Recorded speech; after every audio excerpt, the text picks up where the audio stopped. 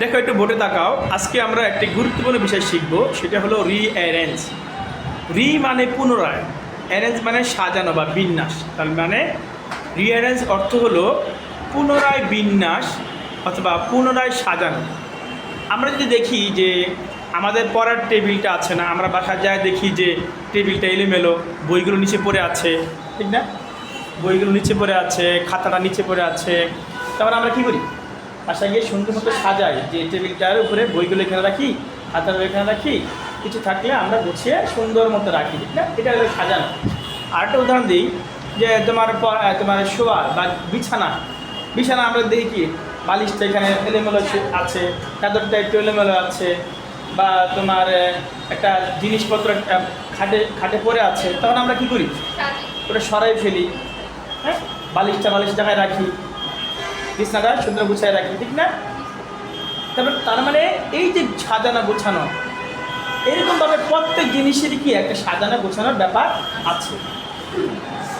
এই যে সাজিয়ে রাখা, গুছিয়ে রাখা, এলোমেলো জিনিসকে নতুন করে সাজানো, সেটা আমার নিজের ব্যক্তিক্ষেত্রে হোক, আমার পরিবারের ক্ষেত্রে হোক, আমার স্কুলের ক্ষেত্রে হোক, আমার টেবিলে হোক, যেটাই হোক, এটা কিন্তু একটা এলোমেলো থাকে। এই এলোমেলো বিষয়টাকে সাজিয়ে করার নাম হচ্ছে রিঅ্যারেঞ্জ। অর্থাৎ আমরা যে রিঅ্যারেঞ্জ শিখবো সেটা হলো যে আমরা 8 থেকে 10টি বাক্য তোমাদের এলোমেলো দেওয়া থাকবে। সেই এলোমেলো বাক্যগুলোকে সাজিয়ে সুন্দর করে লিখতে হবে, এর নাম হলো রিঅ্যারেঞ্জ। আচ্ছা, আমরা এখানে দেখি যে রিঅ্যারেঞ্জ তিন ভাগে বিভাগ। কয় ভাগে? তিন ভাগে বিভাগ। প্রথম হলো পার্সোনাল মানে কি? ব্যক্তিগত। যেমন কাজী নজরুল ইসলাম, তার ব্যক্তিগত জীবনী। আচ্ছা, তোমরা আমাকে বলো, কাজী নজরুল ইসলামের ব্যক্তিগত জীবনে আলোচনা করি।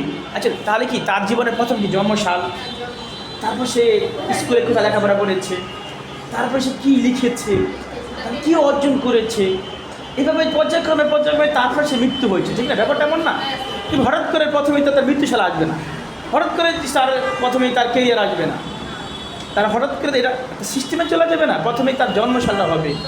অথবা হতে পারে তোমরা কি নজরুলের নাম শুনেছ, বা নজরুল এমন একজন ব্যক্তি ছিলেন, বাংলাদেশের বিখ্যাত কবি ছিলেন, এরকম ছিলেন না? তারপরে তার জন্মসালটা আসে, তারপর তার স্কুল জীবন, প্রাইমারি জীবন, হাই স্কুল জীবন, তারপর কলেজ জীবন, ভার্সিটি, মানে প্রত্যেক মানুষের একটা সিস্টেমে এসে এগিয়ে যায়, ঠিক না? আর একটা পর্যায়ে মানুষের মৃত্যু হয়ে যায়, ঠিক না? তার মানে কি? মৃত্যু বা তার জীবনের শেষ সমাধি, এই নাম হলো রিঅ্যারেঞ্জ। এখন তোমাকে পরীক্ষা দিবে এলোমেলো, মৃত্যুটা আগে দিয়ে দেবে, প্রাইমারিটা প্রথমেই দিয়ে দেবে, অর্জনটা একটু আগে দিবে, মানে এলোমেলো দিবে।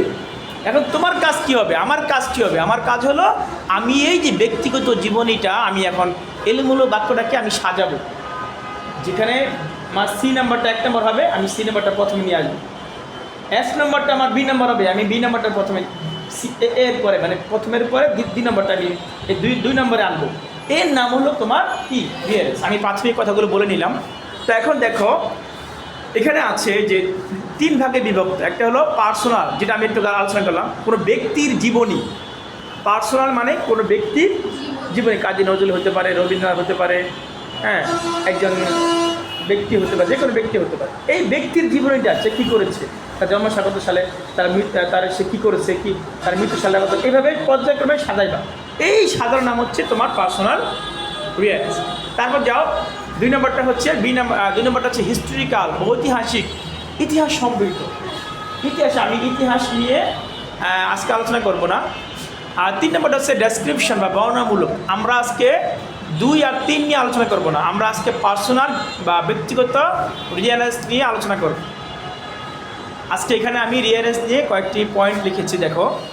তো পরীক্ষা সাধারণত পার্সোনাল রিঅ্যারেঞ্জটাই বেশি আসে। পরীক্ষা সাধারণত কী আসে? পার্সোনাল, মানে 1 নম্বর রিঅ্যারেঞ্জটাই, এখানে যে 1 নম্বর আছে এটাই তোমার বেশি ইম্পর্টেন্ট, এইটাই বেশি পরীক্ষা আসে, পার্সোনাল রিঅ্যারেঞ্জটাই পরীক্ষায় বেশি আসে। এখন হিস্টোরিক্যাল, ঐতিহাসিক আর ডেসক্রিপশন, বর্ণনামূলক, এগুলো সাধারণত কম আসে। তবে আমাদের সবগুলি শিখতে হবে। তবে আজকে আমরা পার্সোনাল বা ব্যক্তিগত জীবনী নিয়ে আমরা আলোচনা করব। সেটা হলো, দেখো এখানে আমি একটা স্টার চিহ্ন দিয়েছি, দেখো রিঅ্যারেঞ্জ করার নিয়ম বা যেভাবে তুমি সাজাবে, রিঅ্যারেঞ্জটা কীভাবে তুমি সাজাবে, আমি এখানে কি সুন্দর করে লিখে দিয়েছি। যদি তুমি এটা বুঝো, যদি তুমি এইভাবে ধারাবাহিক বুঝতে পারো, দেখো পার্সোনাল ব্যক্তিগত রিয়ারেন্স মানে কি, ওই যে প্রথম যে রিয়ারেন্সটা 1 নম্বর রাখছি, ঠিক না?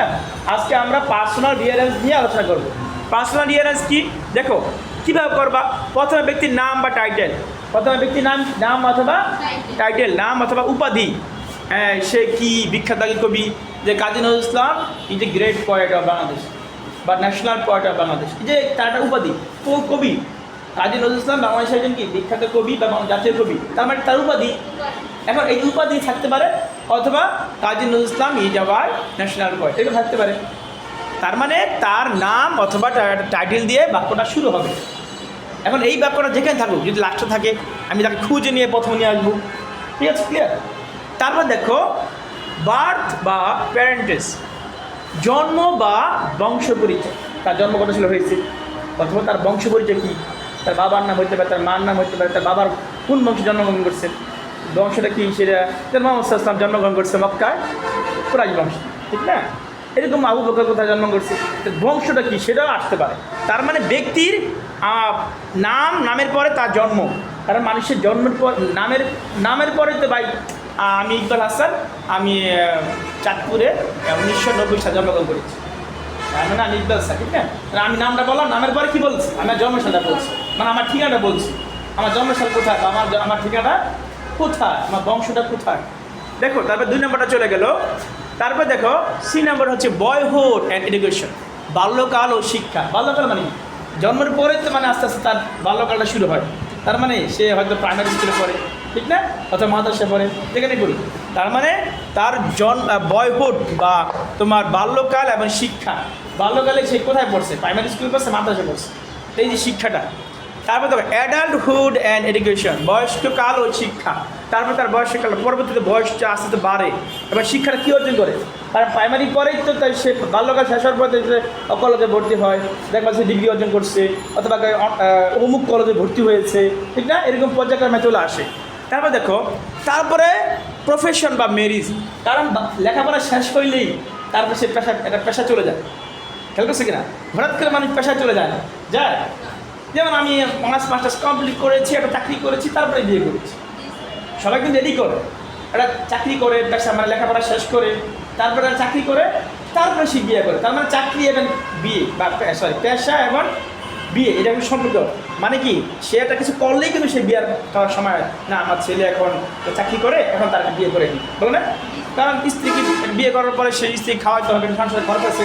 এই জন্য পেশা বা ওই লেখাপড়া, দেখো শিক্ষার পরেই কিন্তু তোমার পেশাটা আসছে, ঠিক না? পেশা কিন্তু প্রথমে আসে না, কারণ পেশাটা মানুষ হঠাৎ করে পেশা যায় না, পেশার লেখাপড়া শেষ করার পরে তারপর কিন্তু মানুষে পেশায় যায়। তারপর দেখো চিলড্রেন অ্যান্ড ইস্যু, ছেলে মেয়ে, বিয়ের পরে কি ছেলে মেয়ের প্রশ্ন আসে। এক্সট্রা অর্ডিনারি, অসাধারণ কাজ মানে কি, অসাধারণ কাজ মানে কি, অসাধারণ কাজ হচ্ছে আমি, সবাই ব্যক্তি, সবাই মানুষ, অসাধারণ কাজ, আমি ভালো লিখতে পারি, আমি ভালো গাইতে পারি, হ্যাঁ প্রতিভা বা অসাধারণ কাজ, সে ভালো লিখতে পারে। কবি নজরুল ইসলাম সে কিন্তু জন্মের পরে কবি হয় না, জন্মের পরে কি হয় না, কবি হয় না। তার মানে কবিটা হলো তার একটা প্রতিভা। তার মানে এখানে এক্সট্রা অর্ডিনারি তার ব্যক্তি, ওই যে সেলিমের পরে বা বিয়ের পরে সে তার কী অসাধারণ কাজ করেছে, যা জয়নুল আবেদিন সে ভালো চিত্রাঙ্কন করেছে, ঠিক না, এটা তার প্রতিভা। ওল্ড এজ বা ডেথ, তারপরে প্রতিভা অর্জন করার পরে একটা সময় আস্তে আস্তে মানুষ করে দেয়, মৃত্যুর দিকে চলে যায়, ঠিক না? বা ওল্ড এজ বা ডেথ, বৃদ্ধ বয়স বা মৃত্যু। হোমেজ, ট্রিবিউট বা রিমেম্বার, তারপরে মৃত্যুর পরে তার শ্রদ্ধা করে, স্মরণ করে যে অমুক একজন কবি ছিলেন, অমুক একজন ব্যক্তি ছিলেন, ঠিক না? দেখো আমি এই যে এখানে কয়টি পয়েন্ট দেখো তো, 9টি পয়েন্ট। যদি তোমরা ব্যক্তিগত রিয়ারেন্স ভালো করতে চাও, তাহলে এই যে 9টা পয়েন্ট এখানে আমি দিয়েছি, এই 9টা পয়েন্ট অবশ্যই খেয়াল রাখতে হবে যে আমার এই ব্যক্তির জীবনীটা, এই ব্যক্তির প্রথমে তার নাম, তারপর জন্ম, তারপর তার বাল্যকাল, তারপর তার শিক্ষা, তারপর তার পেশা, তারপর ছেলে মেয়ে, তারপর তারা অসাধারণ কী কাজ করেছে, তারপরে মৃত্যু, তারপরে আমরা মৃত্যুর পর স্মরণ করি। এই যে বিষয়গুলো যদি মাথায় রাখতে পারো, তাহলে তো রিয়ারেঞ্জে 10-এ 10 পাওয়া একদম পানির মতো সহজ। আশা করছি তোমরা বুঝতে পারছো।